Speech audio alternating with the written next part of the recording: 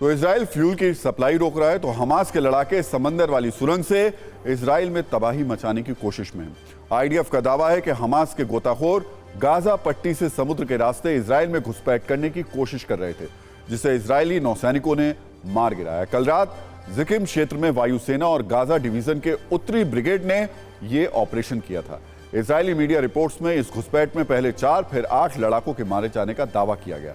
बताया जा रहा है कि जब ये सुरंग और समुद्र के रास्ते घुसपैठ कर रहे थे तो संदिग्ध घुसपैठ का अलार्म बजा, जिसके बाद एक लड़ाकू जेट और नौसैनिकों ने संयुक्त रूप से हमला किया, जिसमें हमास के लड़ाके मारे गए।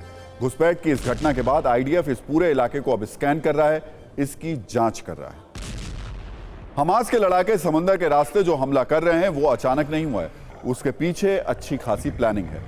आप इस वीडियो को देखिए, ये 12 सितंबर का वीडियो है। इसमें हमास के लड़ाके समंदर के जरिए इजराइल में घुसने की ट्रेनिंग करते हुए दिखाई दे रहे हैं। इस वीडियो में हमास के लड़ाके पहले बोट से समंदर में प्रवेश करते हैं, वहां से वो पानी में कूद जाते हैं, जिसके बाद वो सुरंग के रास्ते इजराइल में घुसने की पूरी कोशिश करते हैं। लेकिन आपको बता दें, इजराइल के पास ऐसा अलार्म सिस्टम है कि अगर समंदर के पास बॉर्डर पर कोई संदिग्ध गतिविधि होती है तो ये अलार्म बज जाता है, और फिर वही होता है जो कल रात हमास के लड़ाकों के साथ हुआ, यानी वो मारे गए। सत्ता में अब बात एक ऐसे ऑपरेशन की जिस पर अगर मोहर लग गई तो हमास का अंत कोई नहीं रोक सकता। एक ऐसा प्लान जिसने आईएसआईएस जैसे खंखार आतंकी संगठन को भी एक वक्त में मिट्टी में मिला दिया था। अब बिल्कुल वैसा ही ऑपरेशन हमास के विरुद्ध भी लॉन्च होने वाला है, जिसका नाम है ऑपरेशन 86। सवाल यह कि क्या अब दुनिया के स्पेशल 86 मिलकर करेंगे हमास का विनाश? क्या बिल्कुल आईएसआईएस की तर्ज पर अब गाजा में दफन होगा हमास का नामो निशान? क्या हमास को मिटाने के लिए अब दुनिया के 86 देश एक साथ आने वाले हैं? और क्या इन 86 देशों की टक्कर हमास प्रेमी उन 57 इस्लामिक देशों के साथ हो सकती है जिनका दिल हमास के लिए जोर जोर से धड़क रहा है? दरअसल इन सवालों के पीछे जो चेहरा है वो है फ्रांस के राष्ट्रपति इमैनुअल मैक्रो। मैक्रो जंग के बीच इजराइल के तेल अवीव पहुंचे।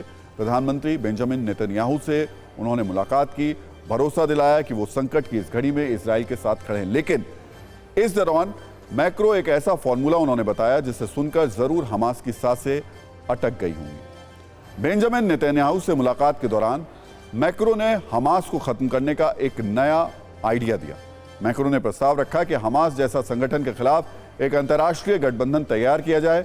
इस अंतर्राष्ट्रीय गठबंधन में उन्होंने 86 देशों को एक साथ एक मंच पर हमास के खिलाफ लड़ने के लिए कहा। मैक्रो का मानना है कि इराक और सीरिया में आईएसआईएस से लड़ने वाला गठबंधन अपना दायरा बढ़ाकर गाजा में हमास के खिलाफ भी लड़ाई लड़े, और यह गठबंधन सेना गाजा में हमास पर चढ़ाई करके उसी तरह कुचल दे जैसे आईएसआईएस का हश्र इराक में किया था। सबसे पहले हम आपको इस पर एक रील दिखाते हैं, फिर ऑपरेशन 86 यानी 86 पर 9 साल पुरानी वीडियो कुंजी खोलेंगे और बताएंगे कैसे 86 देशों ने मिलकर आईएसआईएस को तहस नहस कर दिया था।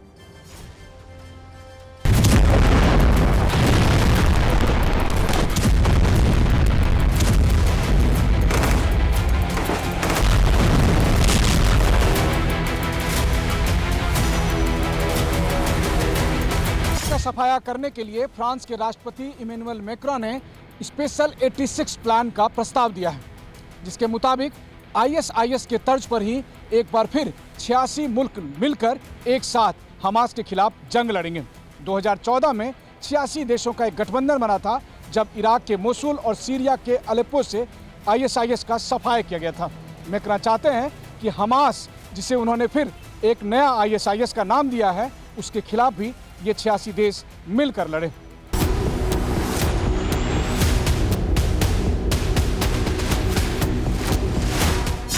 C'est pourquoi la France est prête à ce que la coalition internationale contre Daesh, dans le cadre de laquelle nous sommes engagés pour notre opération en Irak et en Syrie, puisse lutter aussi contre le Hamas.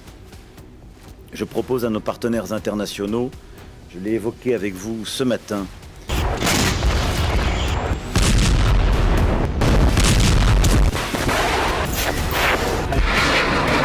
et l'ensemble des factions qui dans la région menacent Israël, de ne pas prendre le risque inconsidéré d'ouvrir de nouveaux fronts. Ce serait ouvrir la porte